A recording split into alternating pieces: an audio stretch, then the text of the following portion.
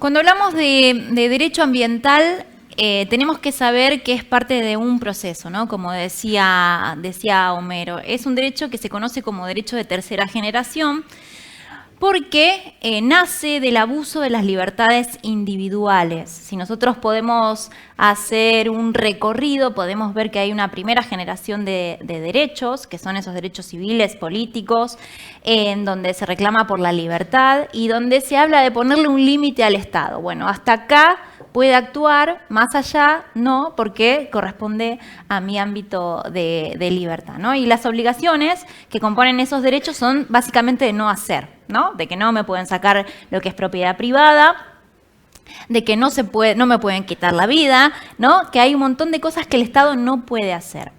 Pasamos a una segunda generación de derechos porque con un no hacer no era suficiente. Entonces necesitábamos que el Estado empiece a hacer. Empiece a hacerse cargo, empiece a fomentar y empiece a suplir esas necesidades sociales, económicas y culturales que nos dan lugar a esos derechos de segunda generación.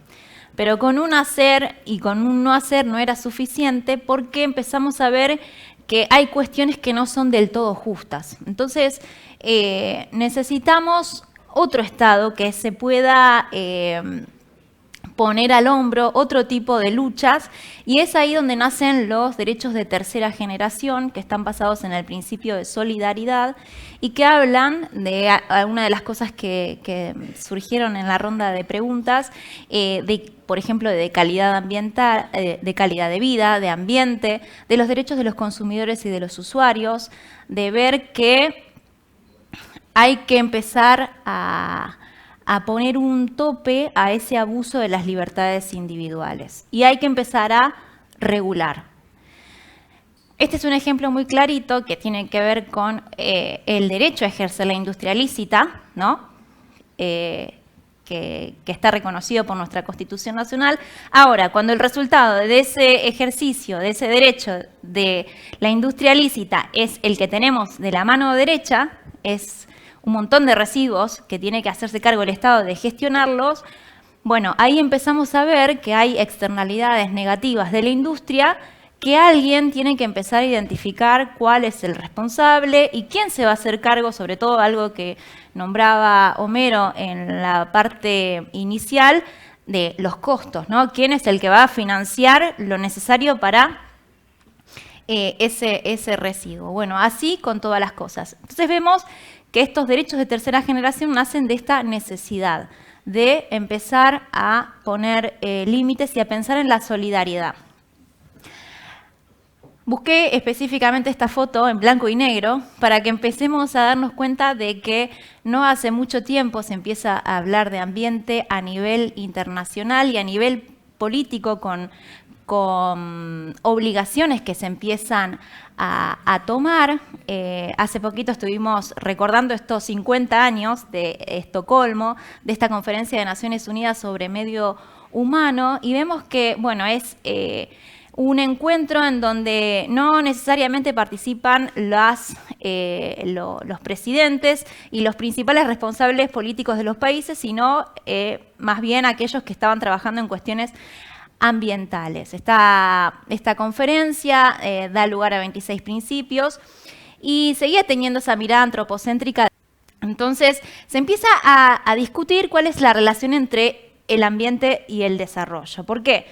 Porque hasta ese momento no se había caído en la cuenta de que el desarrollo no puede ser ilimitado, que empieza a necesitar un direccionamiento, de ponerle ciertos límites, y se empieza a hablar de este sujeto que hasta el momento no estaban previstos tampoco, que son las generaciones futuras. Bueno, ¿qué es lo que le vamos a dejar a aquellos que van a habitar el planeta después que nosotros? Pasamos al 82, también tenemos otro encuentro a nivel internacional, Conferencia de Naciones Unidas sobre Medio Ambiente.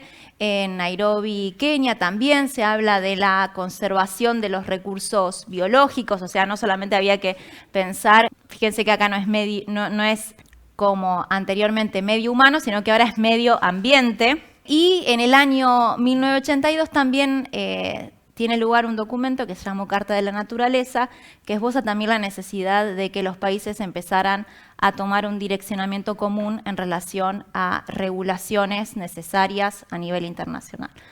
Después, bueno, en el año 1987 se empieza sale a la luz este informe, Nuestro Futuro Común, y ahí puse la foto de esta mujer, ¿no? Más adelante se va a estar hablando de ambiente y género, pero qué importante también la figura de las mujeres a lo largo de esta construcción de los años y la necesidad de tener una mirada distinta y de cuestionar cosas que hasta el momento eran normales, ¿no? Siempre pongo de ejemplo este hecho de la prohibición de fumar, ¿no? En espacios cerrados, en espacios públicos, y cosa que antes era inimaginable y que ahora queda muy mal y uno ni siquiera se lo cuestiona, pero necesitó esa transición y se necesitó esa mirada crítica de, bueno, esto no está bien, lo que está siendo normal no está bien, no es correcto y necesita una normativa. Y se empieza a discutir este modelo de desarrollo y se empieza a pensar sobre cuáles son esos límites y cuál es la relación, como decía Homero, entre economía, entre ecología, entre sociedad. En este informe se empieza a utilizar el término de desarrollo sostenible, algo que ustedes han visto y que no voy a ahondar tanto en el tema, pero básicamente se trabaja en la satisfacción de las necesidades de la generación presente pensando en ese nuevo sujeto de derecho que son las generaciones futuras y pensando, bueno, si estamos garantizando que también tengan las necesidades satisfechas esas generaciones futuras. Acá empezamos con una imagen a color, no ya una imagen en blanco y negro. En el año 1992, la Conferencia de Naciones Unidas sobre Medio Ambiente y el Desarrollo, conocida comúnmente como de Río, que cuenta con 27 principios, muchos de los cuales vamos a ver que son recogidos por nuestra legislación nacional, ¿sí? Que nacen en el 92 y recién van a ser recogidas en la Ley General de Ambiente que nombraba Homero y que tienen esos principios que se convierten en los faros o en la guía a la hora de resolver conflictos de la realidad. Viene la Cumbre Mundial del Desarrollo Sostenible en el año 2002 en Johannesburgo, Sudáfrica, y después tenemos la Cumbre de Naciones Unidas sobre Desarrollo Sostenible en 2012, en Río también, donde se empieza a hablar del concepto de economía verde, el principio de no regresión, que todavía no fue recetado en nuestra normativa interna, pero que es muy importante porque nos habla de la necesidad de no volver atrás en cuanto a los derechos adquiridos ambientalmente, ¿no? Que la normativa no vuelva atrás en lo que ya se adquirió, ¿sí? Como es nuestro piso de negociación. Lo que ya tenemos, ese va a ser nuestro piso, de ahí en más todo lo que haga falta conquistar.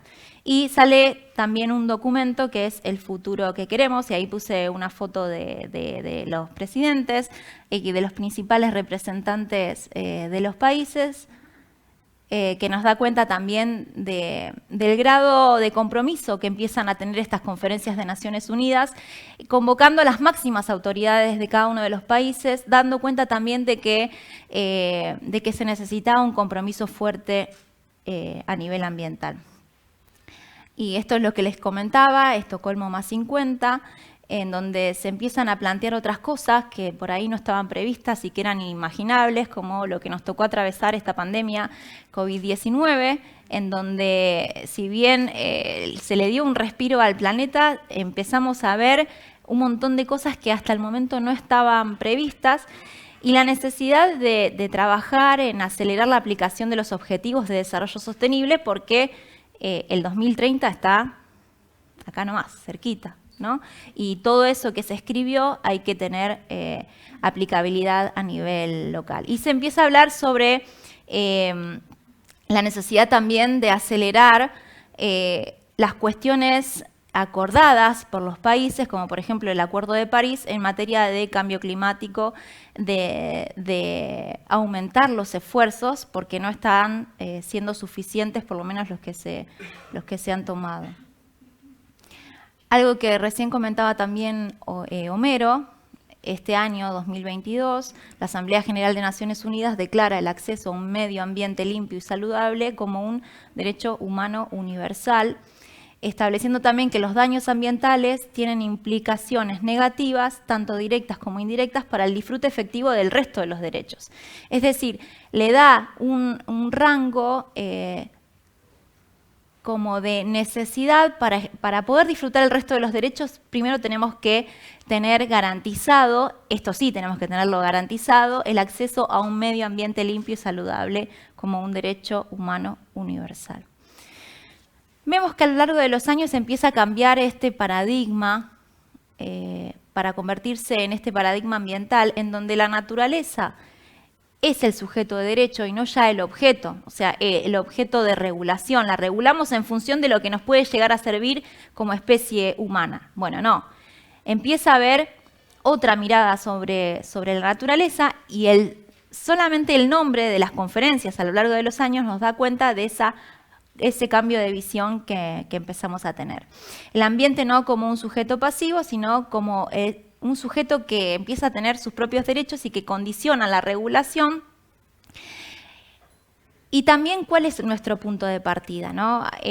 Recién se hablaba del caso concreto y lo macro. Bueno, acá empezamos a partir de derechos que son colectivos, derechos que nos pertenecen en un primer momento a todos y a todas, para después ser derechos que cada uno tiene de carácter individual.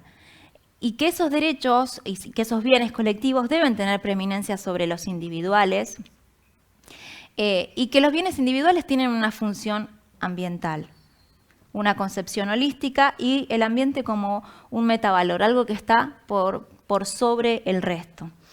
Una imagen muy clarita de cómo empieza a cambiar la concepción que se tiene de este paradigma desde lo antropocéntrico a lo geocéntrico.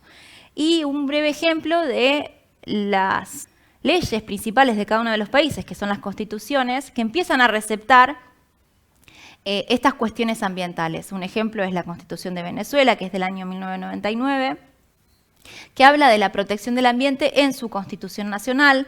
La de Ecuador, que es del año 2008, que habla de la armonía con la naturaleza para alcanzar el buen vivir. Empieza a aparecer claramente este sujeto nuevo de derechos que es la naturaleza. O sea, la naturaleza también tiene derechos y está en este título que dice los derechos de la naturaleza.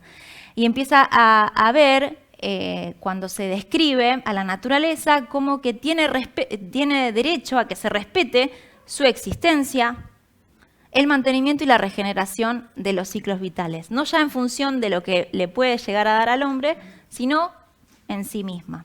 La de Bolivia también habla de la aplicación de los sistemas de evaluación y de impacto ambiental sin excepción y de manera transversal a toda actividad de producción, con la necesidad de empezar a tener otra visión, ¿no? Analizar ese desarrollo que hablábamos hace un ratito, que no puede ser ilimitado, sino que tiene que tener los límites de las cuestiones ambientales.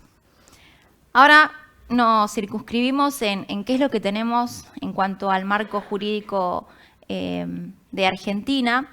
Es un marco disperso. ¿Por qué? Porque hay cuestiones ambientales en un montón de normativa y, como también se comentaba anteriormente, en forma de pirámide podemos identificar que en la cúspide se encuentra la Constitución Nacional y los tratados con jerarquía constitucional, y después empiezan otra serie de normativas que tienen que respetar y que tienen que ir en concordancia de abajo hacia arriba. Es decir, tienen que respetar en primer lugar la Constitución Nacional y el resto de las leyes, sobre todo las de presupuestos mínimos que ahora vamos a estar explicando.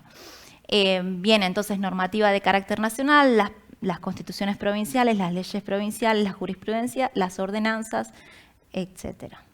Repaso un poco la cuestión de nuestra forma de gobierno, porque a veces uno se olvida de tenerla en cuenta en la normativa. Bueno, estamos hablando de que nuestra forma de gobierno es representativa, es decir, que elegimos a representantes en quienes delegamos un montón de cuestiones que tienen que cumplir, conforme a ese voto de confianza que le dio la ciudadanía. También cuando hablamos de nuestra forma de gobierno, que es republicana, vamos a ver que tenemos estos tres poderes, ejecutivo, legislativo y judicial, que tienen que trabajar en conjunto y que vamos a ver que, por ejemplo, en materia de tratados internacionales, intervienen varios de los poderes, en este caso el ejecutivo y el legislativo, y que también son producto de estas negociaciones, de estas charlas y la necesidad de este diálogo que tiene que haber mutuamente. Y otra cosa que necesitamos saber también y recordar cuando vamos a analizar normativa ambiental es que somos un país federal, que las provincias son preexistentes a la nación, que tienen sus características, como decía también la presentación anterior, que conservan todo el poder no delegado y que también son tienen el dominio originario de los recursos, algo que necesitamos también recordar al analizar la normativa. De acá pasamos al 94, les decía, bueno, hablábamos de Río, que es del año 92. En el 94 nosotros tenemos la oportunidad de modificar nuestra Constitución Nacional y van a ver que la cuestión ambiental aparece como con un título de nuevos derechos y garantías. Da cuenta también de esa línea histórica que decíamos de los derechos de primera, de segunda, y empiezan a ver los derechos de tercera generación a través de este nuevo título que se incorpora a nuestra Constitución y que tenemos este artículo 41 que está dedicado especialmente al ambiente en la ley más importante que tiene nuestro país, que es la Constitución Nacional, y que debemos también solicitar que se reconozca en el resto de la normativa. Son nuevos derechos, dijimos, son derechos sociales de incidencia colectiva, son pluripersonales, no pertenecen a nadie en particular, pero sí a todos y a todas al mismo tiempo, y la solución para uno favorece a la de todos. Ahí tienen una imagen de varias personas que están sobre una misma viga. Si la viga se caen todos. Entonces, el beneficio es para todos y también el perjuicio es para todos en cuestiones ambientales. Después, suelen decir muchos autores, bueno, es un derecho de ver, porque tiene dos caras que están también previstas en la Constitución Nacional, y es el derecho de gozar de un ambiente sano, equilibrado, apto para el desarrollo humano, pero también el deber de preservarlo. Y cuando hablamos del deber de preservarlo,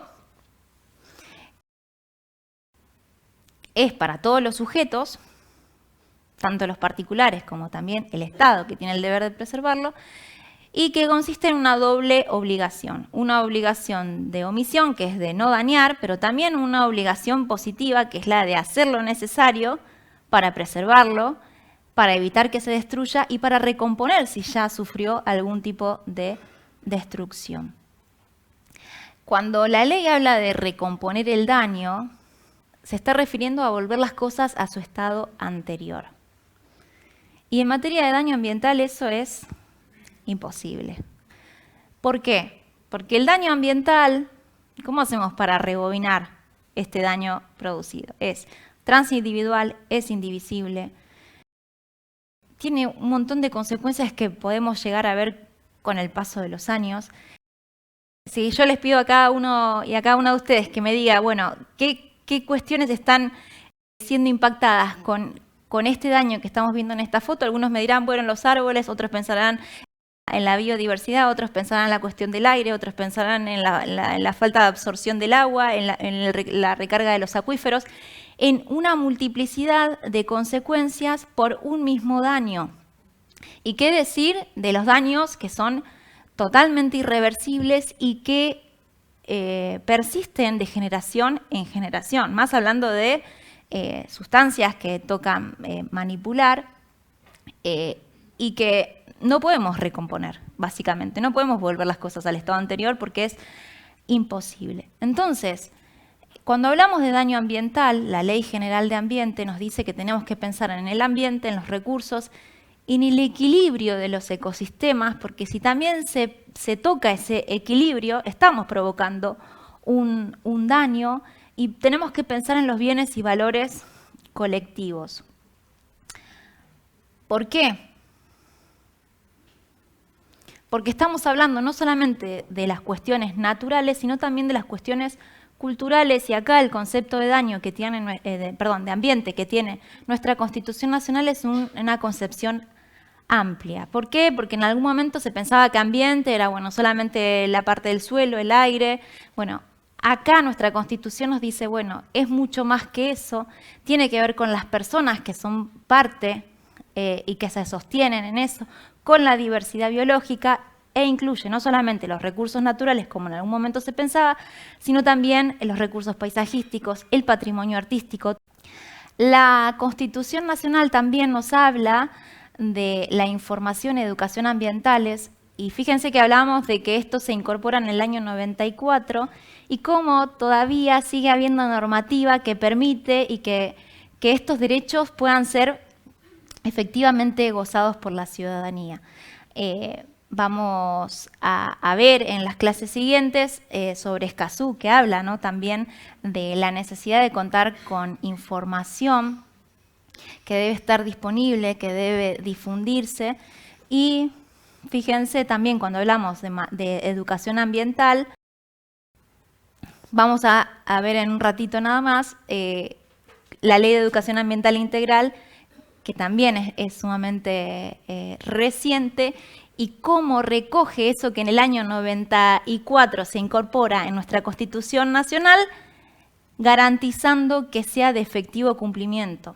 Entonces, las leyes necesitan ser implementadas, ¿no? Con que estén declamadas en un espacio, sí son una fuente y son una garantía, pero necesitan ser efectivizadas para poder ser parte de la vida. También el artículo 41 nos habla de esta federalidad que recién les mencionaba, porque nos explica que hay competencias ambientales que algunas corresponden a la nación y algunas a las provincias, en lo que se conoce como una concurrencia complementaria en el marco de la federalidad. Ese piso mínimo son los presupuestos mínimos de protección ambiental. Menos de eso no se puede ir. Siempre más que eso. Y ese piso mínimo es el que va a garantizar la nación a través del Congreso con el dictado de leyes de presupuestos mínimos de protección ambiental, que lo que nos van a permitir es contar con esas garantías mínimas de preservación para todo el territorio nacional, y después cada una de las provincias va a poder complementar, va a poder maximizar o puede no hacer nada porque se rige por esa normativa de presupuestos mínimos. También nuestro artículo 41, en el último párrafo, en el cuarto, pone una prohibición, y vamos a verlo más adelante cuando hablemos de convenios, que directamente en nuestra Carta Magna se establece la prohibición del ingreso al territorio nacional de residuos actual o potencialmente peligrosos y de los radioactivos. Entonces la legislación va a atender a lo que va a ser las actividades de exportación de ese tipo de sustancias, de residuos que se generen dentro de nuestro país, pero no su ingreso. Cuando hablamos de las leyes de presupuestos mínimos, la que nos enmarca y la general es la 25675, denominada Ley General del Ambiente, que establece nuestro piso 1, ese más allá del cual no vamos a poder bajar, para el logro de una gestión sustentable y adecuada del ambiente y la preservación y la protección de la diversidad biológica y la implementación del desarrollo sustentable. Esta ley es del año 2002 y recepta un montón de los principios de Río del 92, ¿no? Por eso también nos dan cuenta de que esas conquistas y esos temas que a nivel internacional se empiezan a plantear se receptan en la normativa interna de nuestro país y se convierten también en obligatoria. La Ley General del Ambiente es una ley de carácter nacional, es una ley general. ¿Por qué? Porque no es específica a comparación con otras leyes de presupuestos mínimos como tenemos, por ejemplo, de bosques, de gestión de aguas, de distintos tipos de residuos, ¿no? Esta ley es general porque da herramientas para distintos temas. Es una ley que es de orden público, es decir, no pueden ponerse de acuerdo dos empresas y decir, bueno, por mutua voluntad dejamos de lado estos principios de la ley o esto que la ley rige porque eso no es posible, y es una ley de presupuestos mínimos. Esta imagen nos da cuenta de las divisiones políticas que tiene nuestro país, pero que las distribuciones de los recursos, en este caso de bosques, no respetan esos límites políticos que tienen y jurisdiccionales entre las provincias. Entonces, los presupuestos mínimos funcionan como una forma de garantizar que la protección sea igual para todo el territorio y que no que porque pase de una jurisdicción a la otra se proteja más o menos ese bosque o se tenga una idea distinta de qué es el bosque como caracteriza, ¿no?, la ley, qué es rojo, qué es verde y qué es amarillo según el nivel de actividades que se puedan llegar a desarrollar. Entonces, el presupuesto mínimo nos brinda esa tutela ambiental uniforme para todo el territorio nacional y nos impone las condiciones mínimas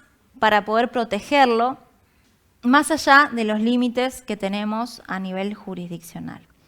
Pensando al ambiente como el bien jurídicamente protegido, no ya al ambiente como todo lo que puede llegar a brindar al hombre, sino al ambiente en sí como el bien jurídicamente protegido, aquello que hay que preservar y que hay que proteger, como un sujeto de protección y no simplemente como un objeto.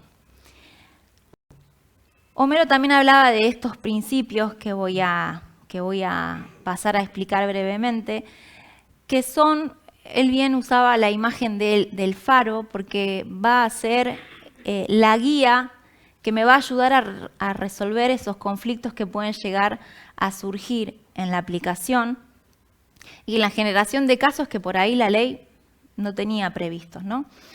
Una de las cosas, uno de los principios que prevé la ley es el principio de congruencia, teniendo en cuenta que toda la normativa que surja de las provincias y a nivel también municipal, referido a lo ambiental, no puede ir en contra de lo que dice ni la Constitución Nacional ni las leyes de presupuestos mínimos, ni específicamente esta Ley General de Ambiente. Y en el caso de que dictaran algo que sea en contra de este principio, dice que no va a prevalecer, es decir, directamente no se va a aplicar y va a prevalecer la Ley General de Ambiente por sobre toda otra norma que se le oponga. Con la finalidad de que podamos armonizar la normativa, que es sumamente diversa, así como es diverso nuestro territorio y así como hay un montón de órganos legislativos a lo largo de cada una de las provincias. Imagínense, ¿quién legisla? Todos los municipios legislan, ¿sí? Tienen normativa. Todas las provincias también legislan, tienen normativa. Bueno, ¿cómo hacemos para armonizar toda esa normativa? En base a este principio de congruencia. Recién hablábamos de las características que tiene el daño ambiental y decíamos que como es un daño que no podemos rebobinar, que no podemos volver atrás, en cuestiones ambientales se va a trabajar específicamente en la prevención del daño, en cómo hacemos para que ese daño no ocurra.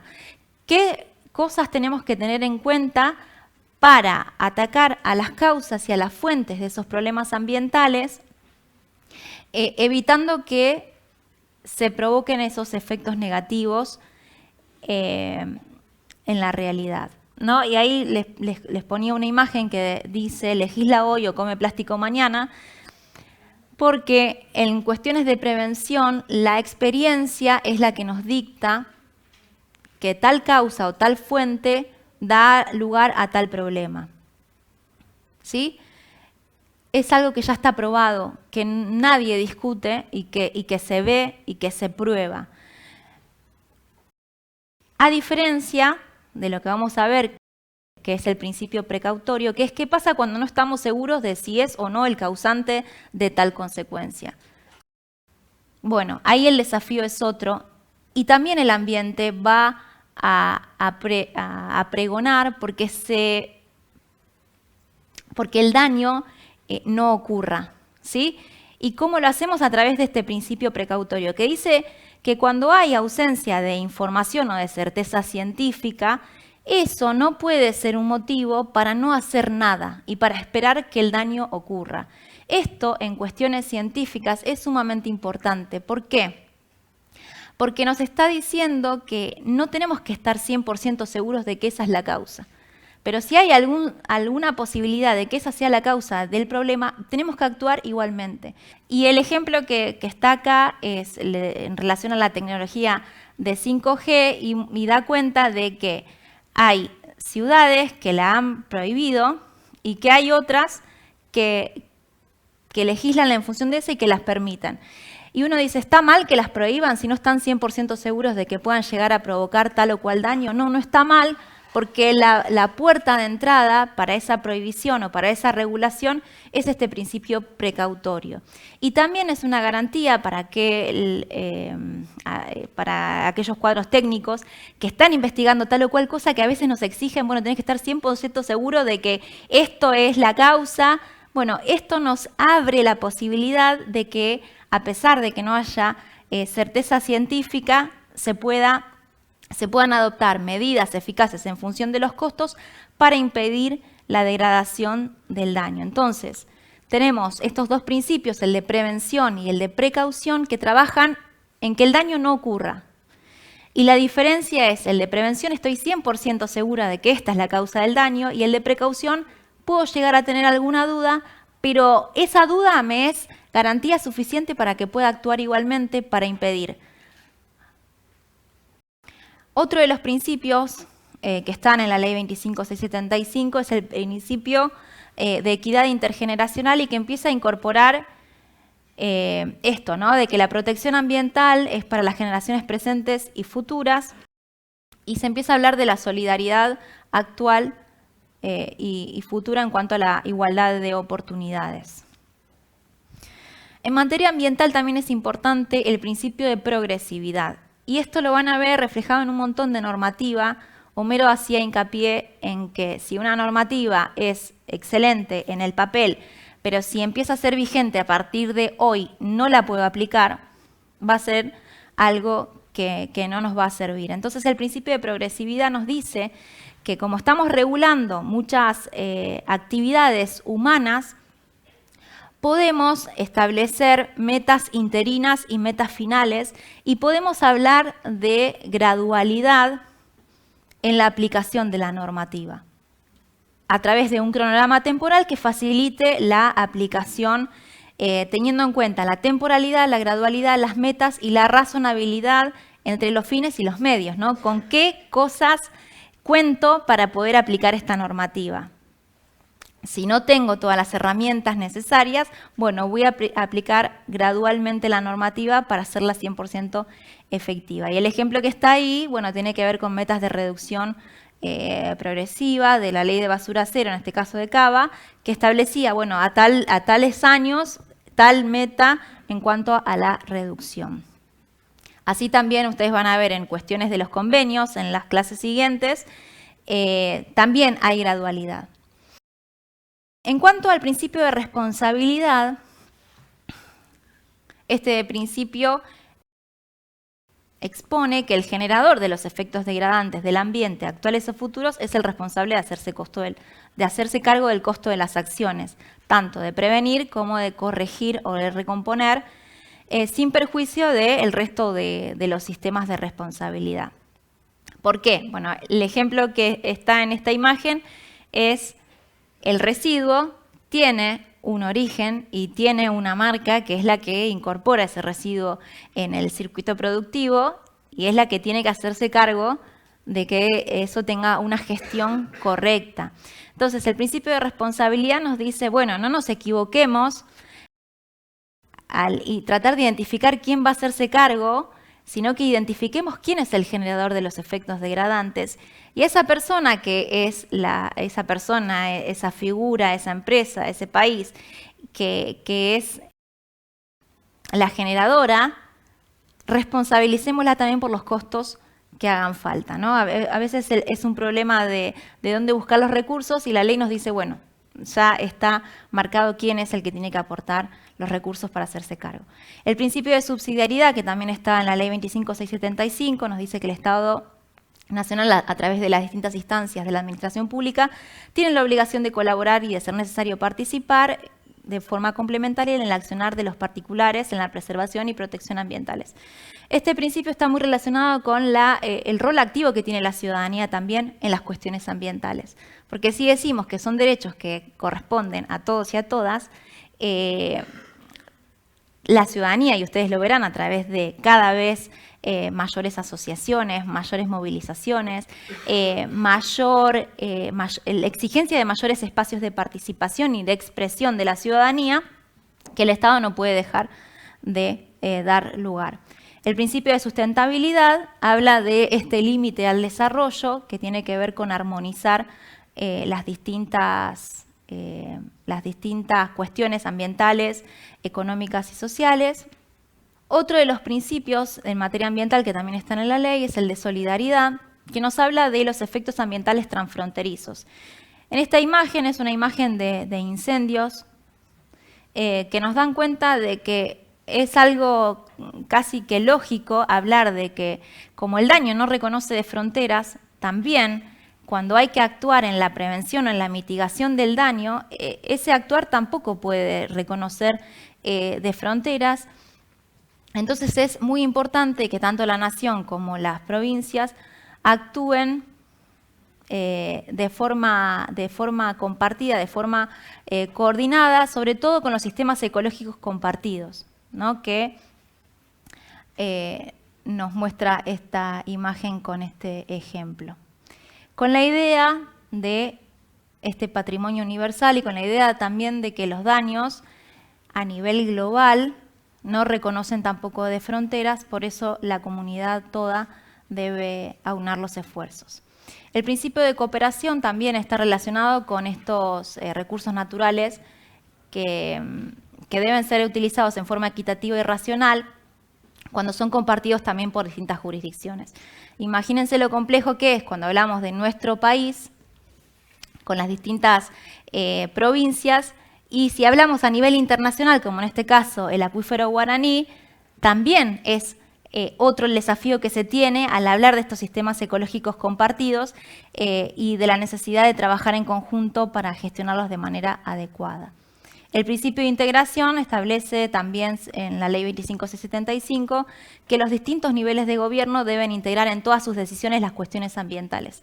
Y esto se relaciona mucho con la Ley Yolanda y la necesidad de que no importa de qué parte de la administración pública sea, sino que en todas las decisiones que tome el gobierno debe incluir cuestiones ambientales. Y para incluir cuestiones ambientales, primero hay que saber de qué estamos hablando cuando hablamos de ambiente. Hay que tener una formación para poder integrarla a las decisiones. La Ley General de Ambiente también nos habla de instrumentos que para ustedes, discúlpenos si son ya conocidos, seguramente los trabajarán a diario, que son instrumentos de política y de gestión ambiental. ¿Cómo hacemos para gestionar este ambiente que compone nuestro territorio a través de distintas herramientas, como por ejemplo el ordenamiento ambiental del territorio, la evaluación de impacto ambiental, el control de las actividades antrópicas, ¿no? También se hablaba hace un ratito de la necesidad de que, si está la norma, que también se controle la actividad. Y otras herramientas, como por ejemplo la de educación ambiental, que son herramientas que nos permiten trabajar a largo plazo en la creación de una nueva conciencia ambiental a nivel colectivo. Los sistemas de diagnóstico e información ambiental, ¿no?, tan necesarios para tomar decisiones en función de la información con la que se cuenta, y la promoción también del desarrollo sustentable a través de regímenes económicos. Cuando hablamos de ordenamiento ambiental, decimos cada uso tiene que tener sus espacios y eso tiene que ser regulado por el Estado y no por los particulares. ¿Por qué? Para no provocar distintas afectaciones y para preservar los recursos de manera adecuada. Así vemos uno de los ejemplos, por ejemplo, puede ser el de la zonificación que hacen los municipios a nivel micro y después las planificaciones que hace a nivel nacional la nación, como por ejemplo con el Inventario Nacional de Glaciares, pensando a nivel macro en cuáles son los recursos que se tienen en nuestra nación, y teniendo en cuenta que hay que ordenar las actividades que están permitidas y las que no están permitidas en función también de los recursos con los que se cuenta.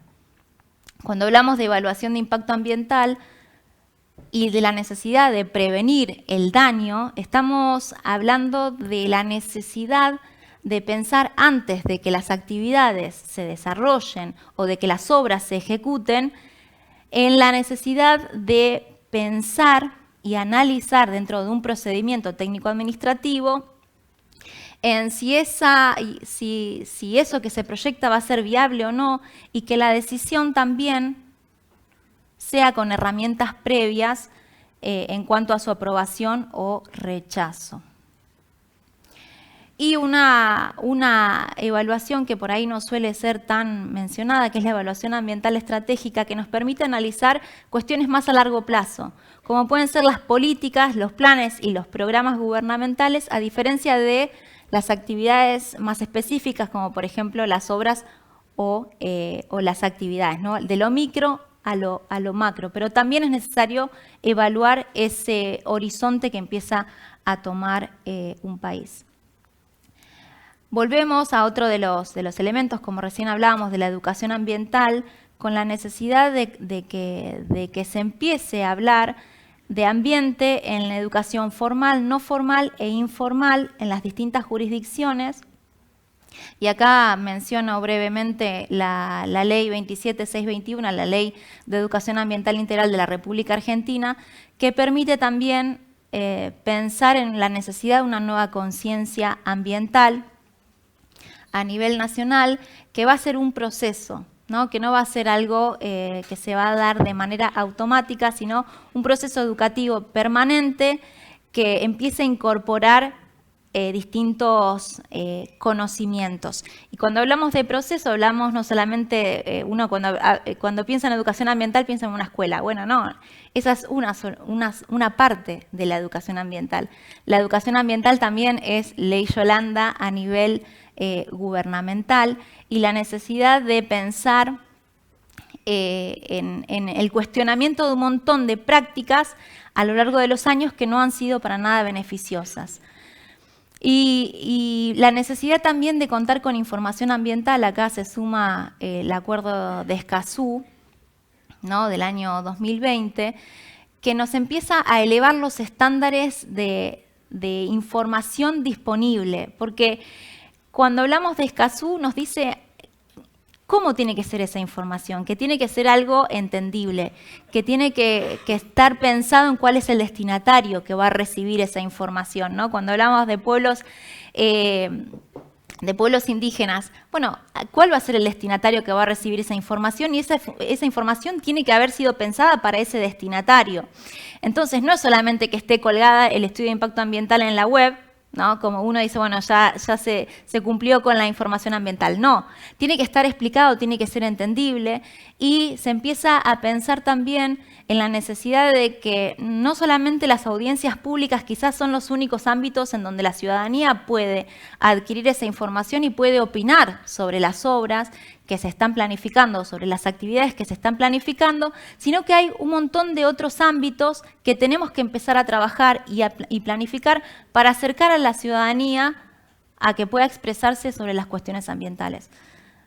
¿Por qué? Porque si no, después surge una marcha, surge un movimiento a través de redes sociales, surge un escracho, y eso da cuenta de que la ciudadanía no encuentra los carriles adecuados en donde poder expresarse sobre si está de acuerdo o no está de acuerdo, o quizá porque nunca tuvo la información necesaria para poder opinar y para que ese ejercicio ciudadano de que las autoridades escuchen lo que opinen fue porque no tenían la información necesaria o porque solamente escucharon que esa actividad a través de tal o cual, no sé, medio o que alguien dijo. Entonces, eleva los estándares el acuerdo de Escazú en materia de los compromisos que tenemos en cuestiones de los accesos a la justicia ambiental, a la información ambiental, de otra forma, ¿no? Bueno, y nosotros también tenemos una ley de presupuestos mínimos de acceso a la información pública ambiental que lo garantiza en nuestro país a partir del año 2004. Y cuando hablamos de participación ciudadana, hablamos también de este derecho, ahí yo puse a ser consultado, que está tachado porque fue una de las cuestiones vetadas, o sea, tenemos derecho a opinar en procedimientos administrativos que involucren al ambiente, que sean de incidencia general o particular y de alcance general. Y es obligatorio escuchar a la ciudadanía, establecer estos ámbitos en donde la ciudadanía tiene que expresarse, pero para que pueda expresarse tiene que contar con lo que hablábamos recién, la información previa, esa información que tiene que despojarse de todo el tecnicismo y ser entendible por las personas que van a estar participando, más allá de que esa expresión de la ciudadanía no sea vinculante para el Poder Ejecutivo. Y dando cuenta un poco de lo que va a venir en las próximas clases, hablamos de el Poder Ejecutivo, Legislativo y Judicial, y cuando estamos adentrándonos en cómo nacen esos acuerdos multilaterales, vemos que están involucrados varios de los poderes, ¿no? En una primera etapa de negociación en donde se llega al acuerdo de qué va a ser parte de ese texto del convenio, estamos hablando más de cuestiones técnicas y de la necesidad de ponerse de acuerdo, más allá de las distinciones de cada uno de los países, en la necesidad de contar con esta norma que aúne los esfuerzos de cada uno para gestionar cuestiones de derecho ambiental. Después pasa a la parte de la firma, donde se aprueba el texto y donde queda abierto para que cada uno de los países firma. Acá pasamos al otro de los poderes, que es el poder legislativo, que aprueba mediante el Congreso, mediante una ley, ese acuerdo multilateral, ese convenio. Después pasa a una etapa de ratificación y entrada en vigor según qué es lo que establezca el propio acuerdo, el propio texto, y después empieza su aplicación a través de las conferencias de las partes y las reuniones que tienen para ir mejorando la implementación de los convenios. Y esto es lo que viene en las próximas clases, que es lo que se va a estar viendo en detalle. Específicamente estos 4 convenios, cada uno en profundidad. Basilea en relación a movimientos transfronterizos de desechos peligrosos y su eliminación.